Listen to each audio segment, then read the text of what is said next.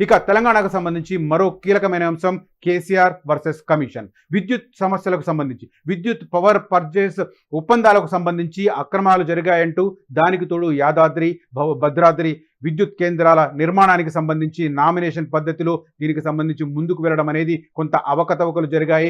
రాష్ట్రానికి వేల కోట్ల రూపాయలు నష్టం జరిగింది అని ఆరోపిస్తూ జస్టిస్ ఎల్ నరసింహారెడ్డి కమిషన్ను ఈ వ్యవహారం మీద విచారణ జరపాల్సిందిగా రేవంత్ రెడ్డి ప్రభుత్వం మార్చి 14వ తేదీన ఒక జీవో జారీ చేసి అపాయింట్ చేయడం జరిగింది. ఆ తర్వాత దీనికి సంబంధించిన స్టేక్ హోల్డర్స్ కు ఆయన నోటీసులు ఇస్తూ వస్తున్నారు, వివరణ తీసుకుంటూ వస్తున్నారు. ఈ నేపథ్యంలోనే మాజీ ముఖ్యమంత్రి బీఆర్ఎస్ అధినేత కేసీఆర్ కు గతంలో లేఖలు రాశారు, వివరణ కోరారు. దానికి ఆయన కొద్దిగా వివరణ ఇస్తూనే సేమ్ టైం కమిషన్ ఏర్పాటు చెల్లదని ఆయన తన లేఖలో పేర్కొన్నారు. ఇప్పుడు తాజాగా కేసీఆర్ కమిషన్ ఏర్పాటు చెల్లదంటూ హైకోర్టును ఆశ్రయించారు. సేమ్ టైం ఆయన హైకోర్టును ఆశ్రయించిన రోజే కేసీఆర్ కు మరో నోటీస్ జారీ చేసింది జస్టిస్ ఎల్ నరసింహారెడ్డి కమిషన్. ఇది ఒక రకంగా కేసీఆర్ వర్సెస్ కమిషన్ అన్నట్టుగా తెలంగాణ రాజకీయాల్లో కలకలం రేపుతున్న పరిస్థితి. ఒకసారి అప్డేట్స్ తెలుసుకునే ప్రయత్నం చేద్దాం. మా ప్రతినిధి మధు ప్రస్తుతం లైట్ లో అందుబాటులో ఉన్నారు.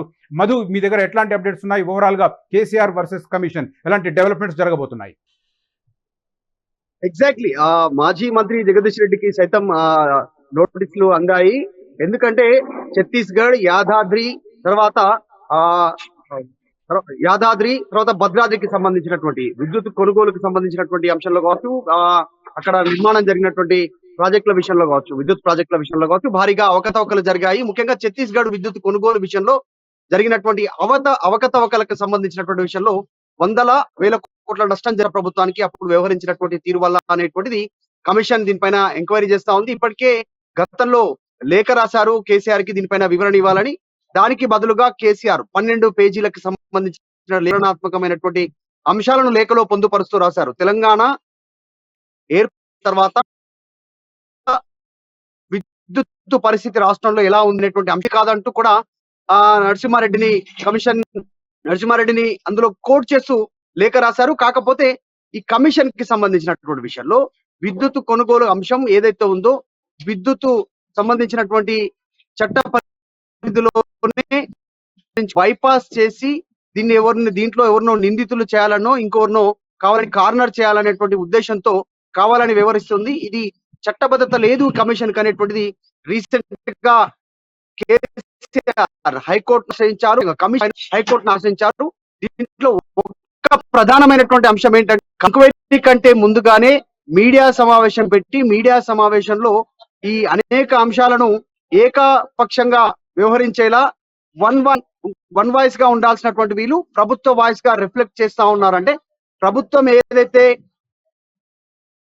ఏర్పాటు అయిన తర్వాత, కాంగ్రెస్ ప్రభుత్వం అధికారంలోకి వచ్చిన తర్వాత శ్వేతపత్రం విడుదల చేయడము, విద్యుత్ శాఖ మంత్రి అధికారుల ద్వారా సమాచారం బయటికి పొక్కేలా చేయడం జరిగిందో అవే విధమైనటువంటి అంశాలను కమిషన్ చైర్మన్ ఎల్ నరసింహారెడ్డి స్పష్టంగా జస్టిస్ ఆయన బయటికి మీడియా సమావేశంలో చెప్పారు. సో వాళ్ళ వాయిస్ నే ఈయన చెప్తా ఉన్నారు. కమిషన్ పైన నమ్మకం లేదు, ఇంకోటి దానికి చట్టబద్ధత లేదు అనేటువంటి అంశాలని మెన్షన్ చేస్తూ హైకోర్టును ఆశ్రయించారు. కమిషన్ చెల్లదు అంటూ ముఖ్యంగా ఈ కమిషన్ ని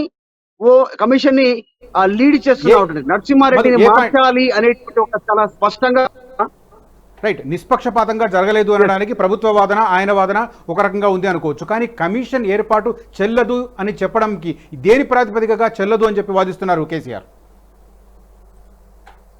కమిషన్ అనేటువంటిది ఎంక్వైరీ భద్రాద్రికి సంబంధించినటువంటి విషయంలో కావచ్చు, అనేక తప్పిదాలను ఎత్తి చూపుతూ ఒక వ్యక్తిని కార్నర్ చేయడము, ఒక ప్రభుత్వాన్ని గత ప్రభుత్వాన్ని చేయడం విషయంగానే కమిషన్ లేవు అనేటువంటిది కేసీఆర్ తర్వాత మంత్రి జగదీశ్వర్ రెడ్డి తప్పుపడతా ఉన్నారు. అదే విధంగా హైకోర్టును ఆశ్రయించారు.